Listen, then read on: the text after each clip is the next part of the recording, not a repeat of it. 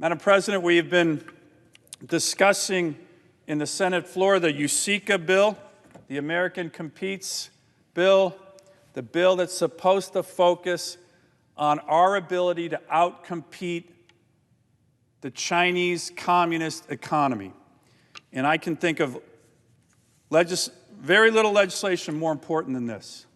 This is an issue that since I've arrived at the Senate in 2015, started talking about the importance of a broad-based strategy as it relates to China, in outcompeting China, and recognizing that they don't play fair, that they steal, that they subsidize, that they coerce, and yet they're a huge entity in the global economy.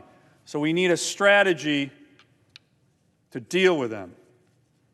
And this bill that we're now debating on the Senate floor, the United States Innovation and Competition Act of 2021, USICA, is something that I, with a number of other senators, have worked hard on for literally over the last year and a half. And I want to thank a number of senators who've put their heart and soul into this legislation, commend them: Senator Young, Schumer, Wicker, Cantwell, Warner, Cornyn.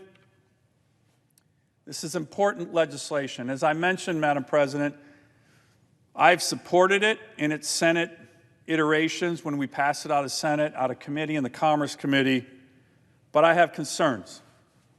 I have concerns, and I'm going to mention a few of them briefly, and then one concern that permeates so much of what's been happening here in the U.S. Senate over the last year and a half that's really important to me and my constituents, and I'm asking my Senate colleagues, my Democrat Senate colleagues, to help me on something that I don't think a lot of them maybe even know that they're doing. But let me get to the concerns.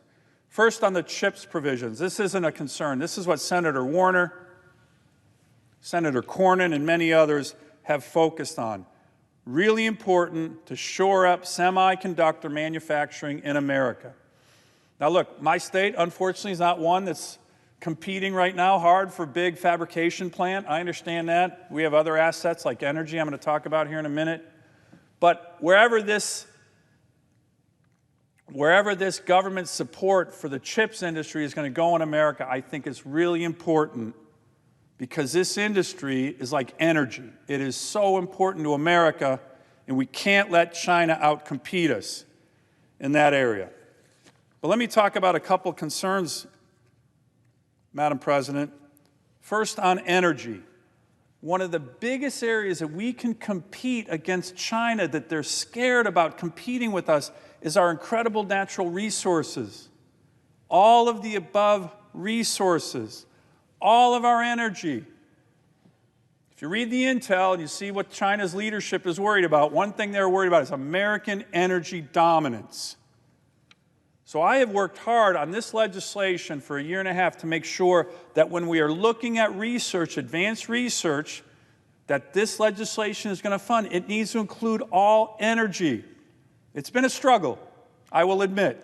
Some of my Democratic colleagues, certainly the Biden administration, have this thing where they don't like certain areas of energy, oil and gas in particular. They've targeted it. They want to put it out of business. It makes no sense. It's probably the biggest strategic blunder of the Biden administration across so many areas, targeting and unilaterally disarming American energy when it is one of our greatest comparative advantages.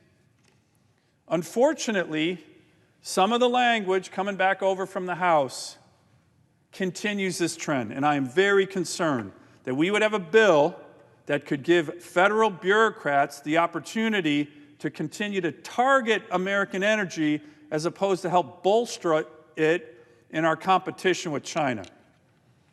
So that is one concern. That wasn't in the Senate bill. I made sure of that.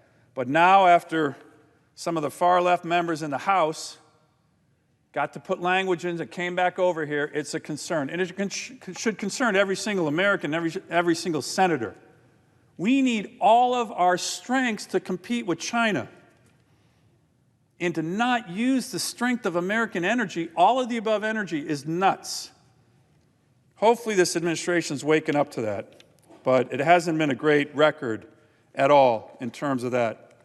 There's another provision, something that built on a provision that I did get in the original USICA bill, that Senator Portman has now put forward with Democrats and Republicans, a provision to make sure that all of these federal dollars that are going to be in this bill do not go to Chinese researchers working in our facilities, in research facilities and university facilities, and then take them back to China.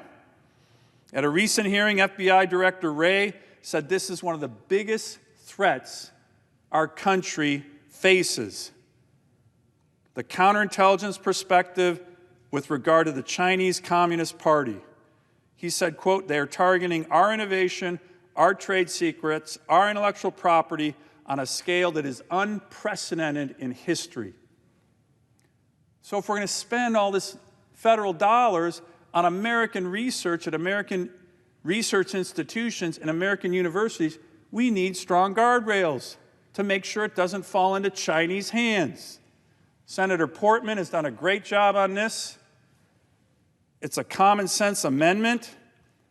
Apparently, some have had concerns that this amendment would, quote, be racist. That's ridiculous.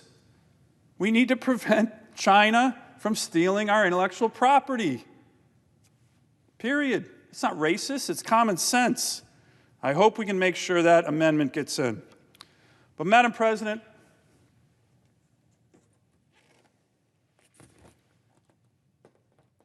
I want to go into a little detail on the final issue that I have with this bill. And to be honest, it's kind of shocking that a bill focused on competing with China, once again, from the Democratic side of the Senate or the House, I don't know where it comes from, has provisions that actually target, in a negative way, Alaska Natives. Okay? This is an issue that, to be honest, I'm kind of flabbergasted. It comes up everywhere. It's discrimination. It's racial discrimination, good old-fashioned racial discrimination that I thought we tried to get rid of in this country a long time ago, and it keeps popping up. And I'm tired of it. And remarkably, it popped up in the the bill to compete against China. So I'm sure a lot of you are saying, well, geez, how did that happen? I want to explain. Because I really want my colleagues, many of whom I am convinced have no idea that this is going on, to understand what's happening, and it happens again and again. And to be honest, it shouldn't. I hope some people in our media finally write about this. I think it's shameful, but I'm going to explain it here right now. Here's the issue. In Alaska, we have a very big indigenous population. Wonderful people, incredible people, amazing people. It's almost 20% of the population of my state. They bring culture, heritage, values. By the way, they've been there for tens of thousands of years, okay? Really important to me, to Senator Murkowski. Congress, not the Native people, the Congress of the United States, over the course of many years, essentially has classified, we in the U.S. Senate have classified Alaska Natives into kind of two broad categories. There are tribal members, which is this circle here, and there are members of Alaska Native corporations. They're in this circle here. Now, a lot of the indigenous people of Alaska are both tribal member and an ANC member. Some aren't both. Some are just tribal members, some are ANC members, but we're talking about tens of thousands of indigenous people. So whenever we work on legislation that benefits the Alaska Native people, but American Indians writ large, what we always try to do is say, hey, remember, Congress did this. Native people didn't do this. So let's make sure that we cover everybody. Let's make sure Everybody is included. You wouldn't want to discriminate against one of these groups. They're all indigenous people. So that's what me, Senator Murkowski, Ted Stevens, every senator, every congressman, our great Congressman Don Young, who we just lost, we've been doing that for decades. All of a sudden, this has become controversial to some members, to some groups. This group, the ANC members, these are indigenous people of Alaska, designated as ANC members not by themselves, by the Congress. Okay? So here's what happened. Here's the beginning. And it's sad, and I'm going to talk about it. And it shouldn't happen. And I really want my Democratic colleagues to help me stop this.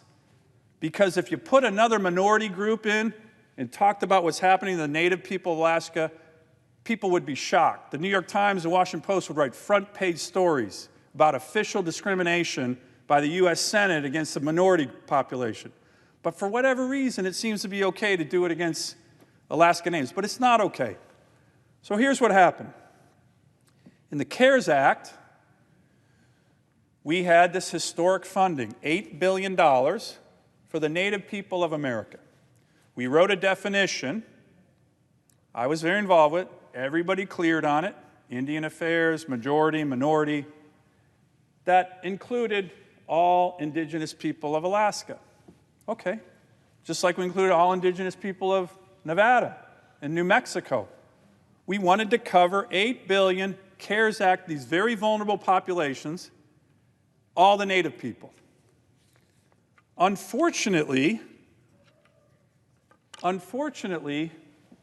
as opposed to being viewed as $8 billion, the biggest historic investment in Indian communities in history, there was a dispute. And certain groups said, hey, we got this $8 billion, but we don't want this group to get anything. We don't want this group, ANC members, to get any of that $8 billion. Remarkably, you had the majority leader in a tweet attack the Assistant Secretary of Interior, an Alaska Native woman of impeccable integrity, saying somehow that these members getting any of that money was corrupt. Of course, that was ridiculous. One of the Senate Democrats here, Senator Udall, launched an investigation of this incredible Assistant Secretary of Interior, Alaska Native woman, on this charge. It was refuted. It was ridiculous. It was sad. By the way, Senator Udall apologized to her, our ambassador to New Zealand right now. He apologized to this incredible Alaska Native woman, saying, you know what, that was probably really bad. I'm sorry.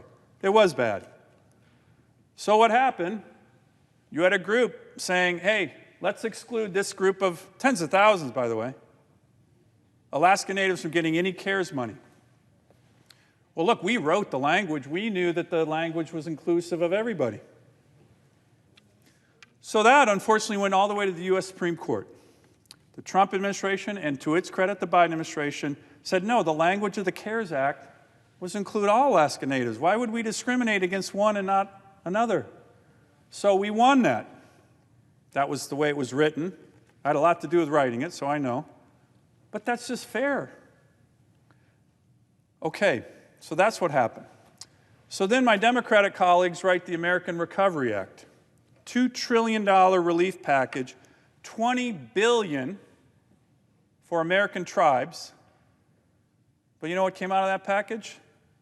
Express language written by my Democratic colleagues saying, the $20 billion, every Native group in America gets some of that money, but this group, tens of thousands of ANC members in Alaska, we're going to make sure they don't get anything. That happened right here on the Senate floor. I have no idea why. Let me just pose a counterfactual. Imagine you had Congress say there's two groups of minorities, let's say not two groups, but Asian American minorities in New York. Group A, Group B. Congress categorized them, not themselves, or African Americans, A, Group B, or Hispanic Americans, Group A, Group B. In the state of New York, just the state of New York. And a Republican Congress said, we're going to do a giant relief package for that minority group across the country, but Group B in New York, we're going to expressly exclude you from getting any money. What would you call that? I would call that good old-fashioned racial discrimination. And if that happened, a Republican Congress did that to, say, a group of African Americans or Hispanic Americans or Asian Americans, the New York Times and Washington Post would be going crazy. Rightfully so, by the way. This happened. This happened. Okay? I don't know why. I would love it if one of my Senate colleagues came down and say, hey, Dan, here's why we went to great lengths to exclude tens of thousands of Alaska Native indigenous people from getting relief. Here's why we did that to you. I'd love for somebody to tell me that. They haven't. I think it's wrong. I think most people who know about it probably would be like, geez, I didn't know we had $20 billion for tribes, but we specifically excluded this group. Was it because we were mad about the Supreme Court case? I don't know. But here's the thing, Madam President, back to the USICA bill. There's a lot of money going to universities. My colleague, if he would yield for one moment. I'm finishing up, so I'm not going to yield. This is important to me, to my colleague from Maryland. A lot of money going to universities. This is really important to me. And I've been wanting to give this speech for a long time. A lot of money going to institutions for research to compete against China. There's specific provisions that say, hey, there's going to be money that goes to Native American groups. That's great. They have a lot to bring to this battle against China. But that provision came over from the House. Guess what it did? But said, not to this group. Not to this group. So, Madam President, you see where I'm going with this? I have no idea why Democrats in the House and Senate want to keep targeting this group of indigenous people. Imagine if Republicans did this to a minority group in Maryland or New York. But it's happening, and it's happening even in this bill. So that is another big concern I have of this bill, this continuation of I have no idea. I would love it for someone to come down and say, hey, Dan, here's why we discriminate against tens of thousands of people in your state, indigenous people. But it's happening. I sure hope my colleagues listen to this. Maybe the New York Times or Washington Post would write about it once. But just a ceasefire. When we're trying to help Native people in America, in Alaska, we want to help them all. Remember, this is how Congress set up these groups, not the people. So all I ask is, let's keep trying to do what we did in the CARES Act for all legislation. But I and Senator Murkowski are going to scrub every darn piece of legislation that comes out of here, and we're going to start calling out people, going, why are you discriminating against tens of thousands of people in my state who are indigenous? It's wrong, it's inexplicable, and it's even in the darn bill to compete with China. And I sure hope my colleagues will work with me to start making sure this doesn't happen anymore. I yield the floor.